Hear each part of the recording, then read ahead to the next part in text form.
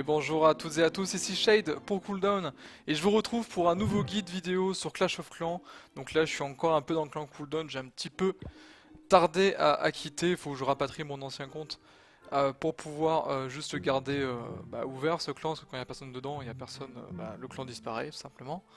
Donc aujourd'hui on se concentre un petit peu sur le village anti 3 étoiles, je vais vous montrer un petit peu mon village, comment il a résisté. Donc là, sur 3 guerres qu'on avait fait avec le Barrez-vous, il a résisté à hauteur de 12 attaques et il n'a pas cédé la 3ème étoile encore. Donc du coup, c'est quelque chose qui est très très bon. Et là, pendant la guerre cooldown, encore une fois, mon village n'a pas cédé la 3ème étoile et pourtant il s'est fait attaquer par le 3 et le 4. Donc du coup, c'était des ennemis quand même qui étaient vachement hauts. Le 4 était HDV 9 maxé, enfin quasiment, et le 3 était HDV 10. Voilà, donc du coup, c'est quand même un village qui se débrouille vachement bien. Il n'est pas encore anti-SGHB parce que c'est une composition que j'ai pas encore bien analysée, que j'ai pas encore l'habitude de bien pratiquer. Et donc du coup je ne comprends pas encore comment s'en défendre, mais ça va arriver. Euh, on va tout de suite regarder donc une défense. Donc du coup j'ai réussi à lâcher aucune étoile contre le 3. Bon, il attaquait comme un zouave.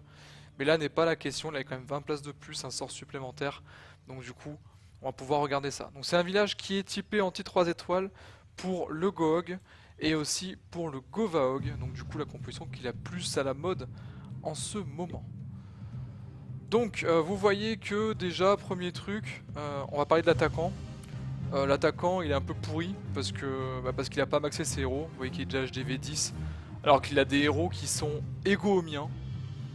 Et encore, moi j'ai la reine plus avantagée que le roi, ce qu'il n'a pas.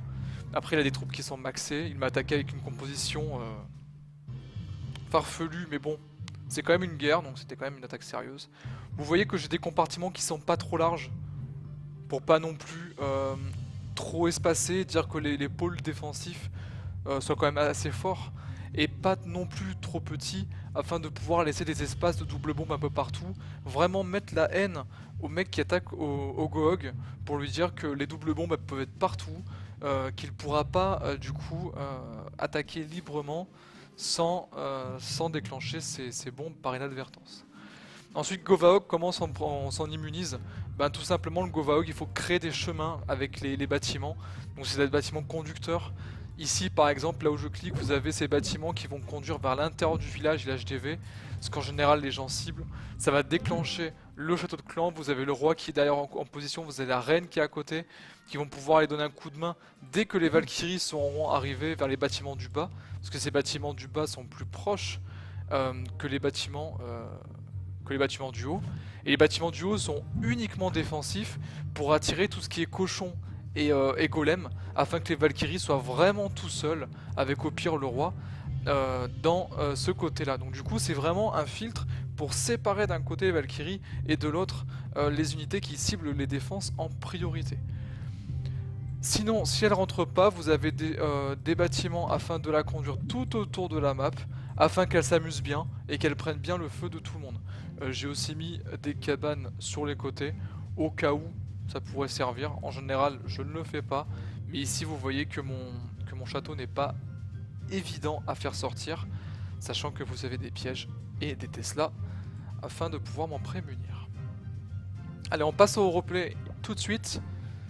Donc le replay, on va voir le gars qui va essayer justement de déclencher le château de clan, normalement avec un cochon, quand monsieur aura décidé, voilà.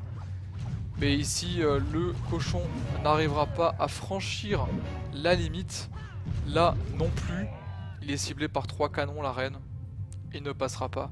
Et du coup le gars, qu'est-ce qu'il fait? Il voit qu'il ne peut pas sortir le château, il voit qu'il va être en problème. Qu'est-ce qu'il fait? Il balance tous ses cochons sur le même point. Donc si vous relisez mon guide sur le Go, c'est très très déconseillé de faire ça. Là pour l'instant il prend pas de double bombe parce qu'il n'est pas passé sur un chemin de double bombe. Mais là il va prendre assez cher, il déclenche ce château. Et il n'a absolument rien pour éliminer ce baby dragon qui est en l'air. D'ailleurs il n'a absolument rien pour éliminer quoi que ce soit parce que les cochons ciblent les défenses. Et ne ciblent pas les autres unités. Donc du coup il est bien embêté. Et là qu'est-ce qu'il fait? Il balance une archère tout en bas afin d'aller chercher donc le château de clan tout seul. Il a même déclenché un piège à squelette. Donc du coup il va être très embêté. Le squelette, le Raymond, il a fait un super détour pour aller taper l'archère.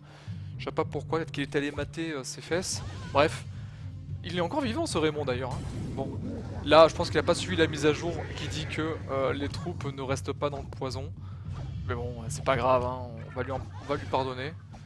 Là avec un jeu d'archer assez marrant, il arrive à laisser ses troupes dans le poison. Ça sera pas suffisant, la Valkyrie est encore vivante, le Baby Dragon est encore vivant. D'ailleurs, il reprend sa rage. C'est bizarre ça, il perd sa rage quand il était dans le poison? J'ai pas vu. Bref, allez, les géants sont balancés, on va essayer de continuer cette attaque qui est un peu foireuse, où il reste moins d'une minute. Le gars essaie de rentrer dans un compartiment, il rentre enfin, il prend la double bombe. Ces géants se séparent, le roi d'un côté, la reine de l'autre, bref, un feeling qui est vraiment pas top. Vraiment pas top, mais les bâtiments conducteurs ont fait que aussi les deux héros ont pu tourner sans avoir de vidage de clean préalable. On passe à une vidéo qui est beaucoup plus intéressante que celle-ci. Là c'était juste une preview pour vous mettre un peu en tête ce qui se passait sur ce type de village. Maintenant on va prendre un joueur qui était vachement meilleur, qui avait beaucoup plus de capacité, qui a attaqué lui au full dragon. Alors là encore je suis tombé des nues.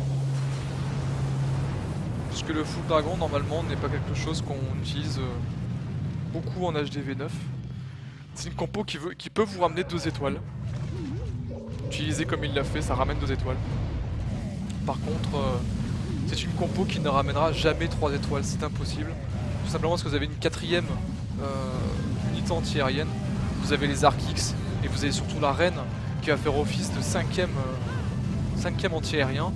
Et si vous n'avez pas de kill squad pour aller la chercher, du coup vous ne pourrez pas attaquer sereinement au dragon. Bon, malgré tout, c'est quand même une attaque qui se déroule vachement bien, qui est bien cadrée pour la plupart, mais le problème c'est que la qui reste est en haut et que monsieur balance la majorité de ses dragons en bas. S'il avait balancé les dragons en haut, il aurait pu faire plus de pourcentage. Il a préféré chercher la reine, ce qui est une bonne solution. Le problème c'est que là va rester vivante et là va faire très mal. La différence de la et de la reine, c'est que la reine, une fois qu'elle va taper sur les dragons vont aller directement sur elle. Alors que la A, quand elle va taper, les dragons vont continuer leur focus, donc il faut toujours privilégier la A par rapport à une reine. On continue le replay, du coup, monsieur prend les bâtiments un par un, mais vous voyez que ça va pas suffire. D'ailleurs, il lui restait pas grand chose avec la reine pour avoir l'anti-aérien, ce qui est dommage. Mais de toute façon, il lui reste 3 dragons. Vous voyez que les défenses sont encore assez nombreuses. Les 2 derniers dragons se font bien violenter parce qu'il reste des pièges aériens. Et ces pièges aériens consomment leur vie assez rapidement. La tour d'archer qui a fait un taf monstrueux, l'Arc-X qui va finir le dernier dragon, et vous voyez que là, en fait, même si elle a été détruite, n'aurait pas servi de toute façon. Voilà, donc du coup c'est un village qui marche très très bien aussi sur le Govaog, parce qu'il a l'avantage de le faire tourner, et l'avantage d'un Govaog qui tourne, c'est un Govaog qui ne rentre plus, parce que les bâtiments conducteurs vont bien faire tourner autour et autour. Voilà, le Goog, beaucoup de trous, donc du coup c'est pas adapté. Le HGHB par contre devrait plutôt bien fonctionner là-dessus. J'ai une attaque au bouliste qui m'a fait très mal, et si jamais le mec s'était mieux pris, à mon avis ça aurait pu finir par un clean. Le village type en U a une seule faiblesse, c'est qu'il est facilement, je pense qu'il est facilement prenable au Lavaloon. Donc ce que les Français appellent MOBA pour Molos Ballon, moi j'appelle Lavaloon pour Lava des Balloons, parce que c'est le nom original. Quand on commence à parler d'AQH, on dit un Queen Walker, on dit pas une reine marcheuse, donc moi je dis le Lavaloon. Voilà, du coup, voilà, vous avez un petit peu des pièges un peu partout. Vous voyez qu'ici, entre deux défenses, j'ai privilégié la double bombe ici, la double bombe ici aussi. Alors pourquoi pas à côté de l'Arc-X par exemple et à côté du roi? Tout simplement parce que l'Arc-X est trop souvent protégé par des doubles bombes et que j'aime pas trop ça. Vaut mieux mettre 2 bâtiments côte à côte, comme celui-ci par exemple. 2 bâtiments côte à côte qui font tenir à la place d'un Arc-X et qui sont moins facilement visibles. Double bombe à côté de l'arène, ça peut être possible aussi. Le problème c'est qu'en général les kill squads entrent par le compartiment de l'arène pour les péter, donc les golems arrivent en premier, les golems désamorcent cette double bombe et si le mec vous attaque en Goog, bah c'est 2 bombes qui partent en fumée et c'est possiblement un clean qui se fait au Govaog facilement sur un mauvais plaçage de bombe. Voilà, j'espère que ça vous aura plu, le village en U, testez-moi ça, c'est vachement bien. Pour l'instant sur 14 attaques il n'a pas pris une seule fois 3 étoiles. J'ai réussi quand même à le faire clean par des gens pendant la guerre cooldown. Donc il y a Fabien27 qui a réussi à le clean en 3 tries. et Dentition qui a réussi en 4 ou 5. Enfin bref, c'est des villages qui demandent à être plusieurs fois testés pour pouvoir être clean. Après fondamentalement il n'est pas dur, c'est pas un village qui est dur, mais souvenez-vous qu'un village entier 3 étoiles ça n'existe pas. Fondamentalement ça n'existe pas. Tous les villages peuvent être clean à 100% pourvu que vous preniez le bon angle, pourvu que vous preniez la bonne composition et pourvu que l'attaque se goupille bien. Le tout, c'est de pouvoir être rentable. Si vous voulez être rentable, vous avez 2 attaques chacun. Vous avez la possibilité de clean en OS, donc du premier coup votre village d'en face. Ça, c'est rentable parce que vous avez éliminé un joueur et vous restez encore en course avec une attaque.